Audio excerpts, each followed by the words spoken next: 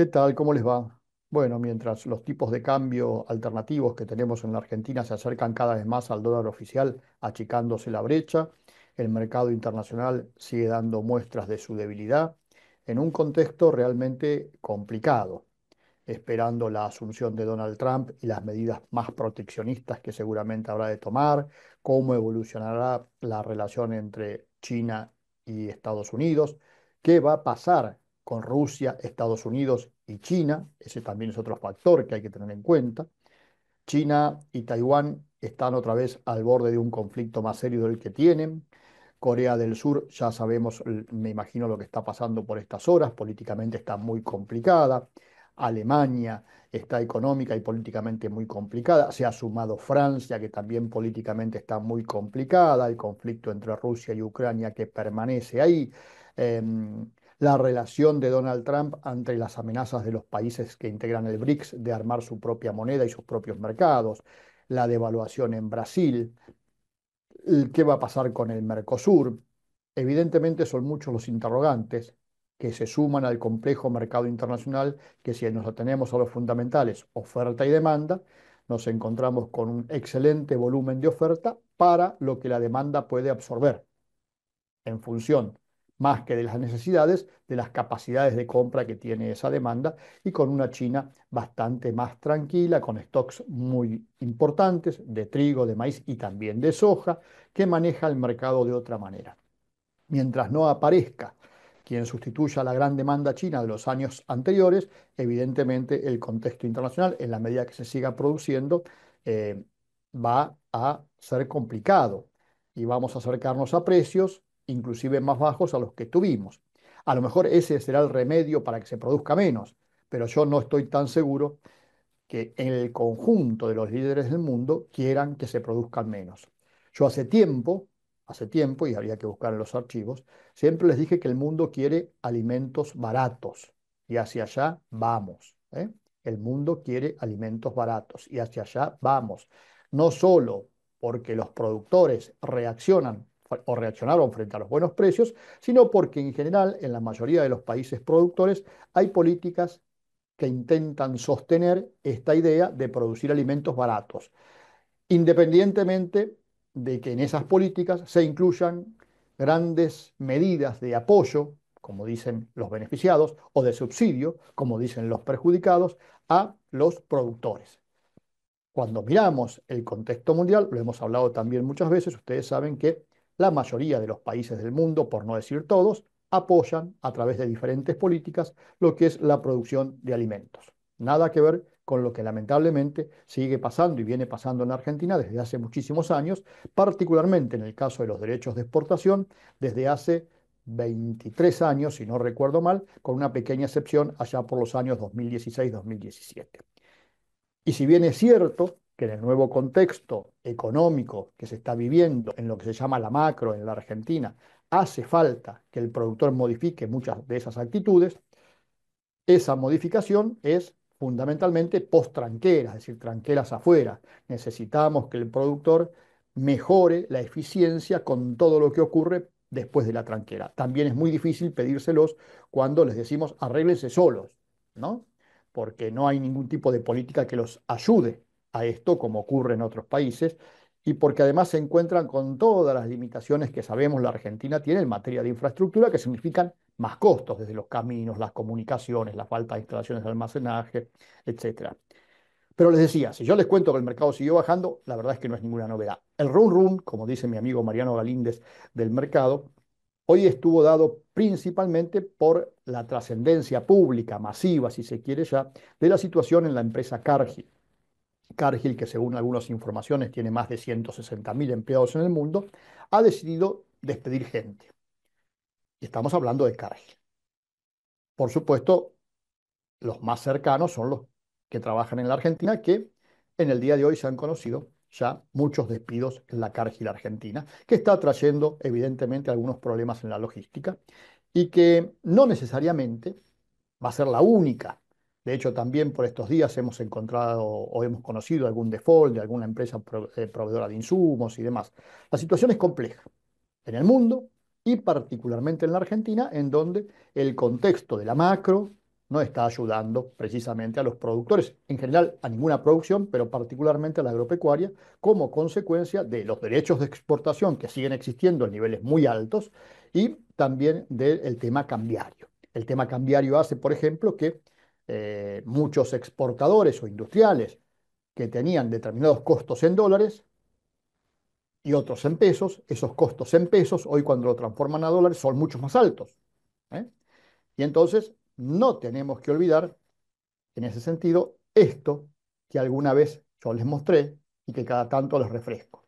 El mercado de granos es un mercado en donde existen muchísimos productores, en la Argentina 240.000, 250.000, según el último censo agropecuario. ¿Se acuerdan de ese gráfico que vimos días pasados? Ahora lo vamos a volver a ver después, ¿eh? Pero existen muchísimos productores y después está la cadena en el medio, lo que se llama la cadena, los proveedores de insumos, la comercialización, los servicios. Y al final hay un poquito de demandantes, son mucho menos comparativamente a los productores, que están básicamente graficados con los exportadores, las industrias, los consumos. Pero comparativamente con los productores son mucho menos. Y también por las características de nuestro mercado, todo costo cae sobre los productores. Es decir, el mayor costo que puede tener alguna estructura de la comercialización, el mayor costo que puede tener la industria aceitera, la industria molinera o los exportadores mismos, por estas cuestiones, entre otras, de infraestructura que le hacía mención y la especificación o dolarización de muchos de los costos que ellos tienen, evidentemente van a caer y están cayendo sobre los productores. Y esto genera que los márgenes se hayan achicado muchísimo. Es decir, no solo los productores no están recibiendo los beneficios que esperaban recibir, entre otras cosas por la existencia de los derechos de exportación, sino también que existe en toda la cadena un achicamiento muy fuerte de los márgenes. Y esto hace que existan estos problemas que estamos viendo hoy y que, repito, se da en la Argentina maximizado por el contexto económico que estamos viviendo, más allá de lo que pasa en el mundo. Ahora, aquí hay que tener algo muy claro. El origen, el motor, el núcleo de la cadena son los productores. El proveedor de insumos, el proveedor de servicios, el acopiador, la cooperativa, los corredores, las bolsas y los mercados, la demanda, los exportadores, otros consumos, la industria. El núcleo son los productores, que son muy heterogéneos. Y eso también hay que tenerlo en cuenta. Hay pequeños, medianos, grandes, hay con mayor capacidad de financiamiento, hay con menor capacidad de financiamiento, hay con temas inclusive que tienen que ver con la cultura de cada uno de los productores. Yo hoy escuchaba un mensaje de un productor que decía, está bien todo lo que nos explican de hacer esto, hacer aquello, pero yo veo el bolsón de soja y me quedo más tranquilo porque nunca sabemos si va a venir un corralito. Es decir, la experiencia argentina de los últimos 50, 60 años, la verdad es que no ayuda a tener confianza hasta pasado mucho tiempo del plan. Y esto también hay que tenerlo en cuenta. Pero volvemos a ese gráfico que les mostraba recién, en donde les digo, el núcleo son los productores. Y así como hablábamos de Cargill que está despidiendo gente como tantas otras empresas, el productor en general no puede despedir gente. El productor lo que tiene que hacer es eficientizar su producción para sobrevivir. Y en esa eficientización de su producción, tranquera adentro, a mí no me cabe duda que lo está haciendo a lo máximo posible porque ese es el secreto de la supervivencia hasta aquí, haber sido muy eficiente en materia de producción, a pesar de todas las limitaciones que impone la Argentina desde el punto de vista de la política y la infraestructura, como decíamos antes, sino que ahora va a tener que mejorar mucho la eficiencia tranqueras afuera y ya no vender cuando necesita, sino vender cuando es negocio vender y ver qué hace con el dinero. Si lo invierte, si busca alternativas, si reserva una parte en moneda dura guardándose dólares, por ejemplo, hoy es un momento para pasarse al dólar si prefieren, porque evidentemente los mercados mucho no van a ayudar. Pero vuelvo a esto, el productor es el núcleo, es el centro de todo, todos vivimos de los productores, nosotros también. Y por eso hay que protegerlos y ayudarlos a defenderse. Ojo, no hagan política con su bolsillo. No lo hace nadie. Al revés, los políticos lo que hacen es llevarse de sus bolsillos, de nuestros bolsillos. Acabamos de tener un ejemplo muy cercano por estas horas. Cuidado. Entonces hay que aprender a defender. Y este es un momento más que propicio para hacer valer la importancia de los productores. Los productores, es cierto, hay 15 millones de toneladas de soja sin vender, 10 millones de toneladas de maíz sin vender. Lo decidieron, lo hicieron. Claro, ahora están algunos sufriendo algunas consecuencias porque evidentemente los precios han bajado mucho y entonces su capacidad de compra también ha bajado, salvo en temas del dólar. Pero esto les hace ver la importancia que tienen dentro de la cadena. Hay ruidos en la cadena, muchos ruidos. ¿Por qué? Porque a los productores les está yendo mal, porque los productores están manejando otros tiempos, porque los productores a lo mejor están reaccionando tarde si quieren y van a ser perjudicados por esta tardía reacción. Pero les tiene que servir para saber que son el núcleo, el centro de todas las operaciones. Miren este gráfico. Si yo saco los productores, ¿qué queda? ¿Cómo funciona todo el resto? ¿Cómo funcionamos todo el resto? Por eso el productor debe saber de su importancia, valorar su importancia y no dejar que vuelva a pasar esto en la Argentina. ¿Se acuerdan cuando veíamos este gráfico? En donde se ve cómo han desaparecido productores en la Argentina a partir de las políticas que se han venido implementando, más allá de que el fenómeno de concentración de la producción es real y existe en todo el mundo, como también está existiendo el fenómeno de concentración de los distintos eslabones de la cadena. Ahora, el único eslabón que no tiene que desaparecer en cantidad, porque cuando mayor cantidad haya, es mejor para toda la cadena, tal vez no para la demanda, pero sí para toda la cadena.